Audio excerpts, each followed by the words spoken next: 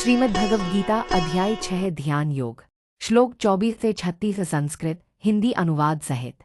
श्लोक 24 संकल्प प्रभान कामास्त्यक्त्वा सर्वांशेषते मन सैवेन्द्रिग्रामन विनियम्य समन्तता।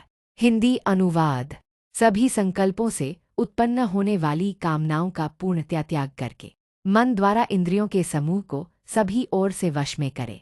श्लोक 25 शनैः शनैरुपरमेद बुद्ध्या धृतिगृहीत्या आत्मसंस्थन मनः कृत्वा न किंचिदपि चिंतयेत्।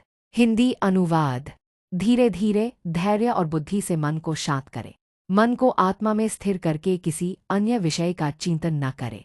श्लोक 26 यतो यतो निश्चरति मनश्चंचलमस्थिरम् ततस्ततो निम्येदात्मन्येव वशं नयेत्। हिंदी अनुवाद जहाँ जहाँ से यह चंचल और अस्थिर मन भटकता है वहाँ वहाँ से उसे रोककर आत्मा में ही स्थिर करे। श्लोक 27 प्रशांतमनसन ह्येनं योगिनं सुखमुत्तमम् उपैति शांतराजसन ब्रह्मभूतमकल्मषम्। हिंदी अनुवाद जिस योगी का मन शांत हो गया है, जिसके रजोगुण शांत हो गए हैं और जो पापरहित ब्रह्मस्वरूप हो गया है, उसे परम सुख प्राप्त होता है। श्लोक 28 युञ्जन्नेवं सदात्मानं योगी विगतकल्मष सुखेन ब्रह्मसंस्पर्शमत्यन्तं सुखमश्नुते। हिंदी अनुवाद इस प्रकार निरंतर आत्मा में योग लगाकर पापरहित योगी ब्रह्म के संपर्क से परम सुख का अनुभव करता है। श्लोक 29 सर्वभूतस्थमात्मानं सर्वभूतानि चात्मनि ईक्षते योगयुक्तात्मा सर्वत्र समदर्शन। हिंदी अनुवाद योगयुक्त आत्मा सभी प्राणियों में आत्मा को और सभी प्राणियों को आत्मा में देखता है, वह सब जगह समान दृष्टि रखता है। श्लोक 30 यो मां पश्यति सर्वत्र सर्वं च मयि पश्यति तस्याहं न प्रणश्यामि स च मे न प्रणश्यति। हिंदी अनुवाद जो मुझे परमात्मा को सब जगह देखता है और सबको मुझ में देखता है, मैं उसके लिए कभी अदृश्य नहीं होता और वह मेरे लिए अदृश्य नहीं होता। श्लोक 31 सर्वभूतस्थितं यो मां भजत्येकत्वमास्थितः सर्वथा वर्तमानोऽपि स योगी मयि वर्तते। हिंदी अनुवाद जो योगी सभी प्राणियों में स्थित मुझे भजता है और एकत्व भाव में रहता है, वह चाहे जैसे भी व्यवहार करता हो मुझ में ही स्थित रहता है।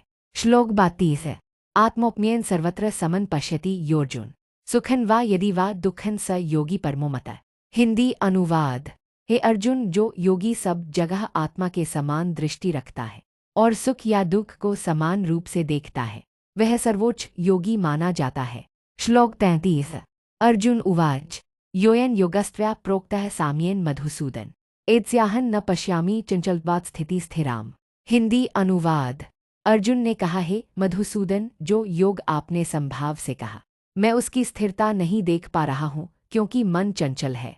श्लोक 34 चंचलन ही मनः कृष्ण प्रमाथि बलवदृढ़म् तस्याहं निग्रहन् मन्ये वायोरिव सुदुष्करम्। हिंदी अनुवाद हे कृष्ण मन बहुत चंचल उथल पुथल करने वाला बलवान और हठी है, मैं इसे वश में करना वायु को रोकने के समान कठिन मानता हूँ।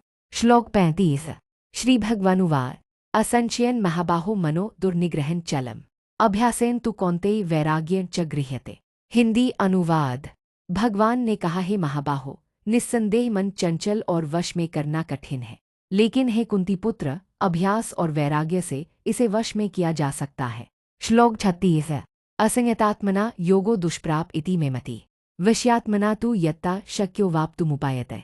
हिंदी अनुवाद मेरा मत है कि असंयमी व्यक्ति के लिए योग कठिनता से प्राप्त होता है, परंतु आत्मसंयमी साधक प्रयत्नपूर्वक उचित साधनों द्वारा इसे प्राप्त कर सकता है।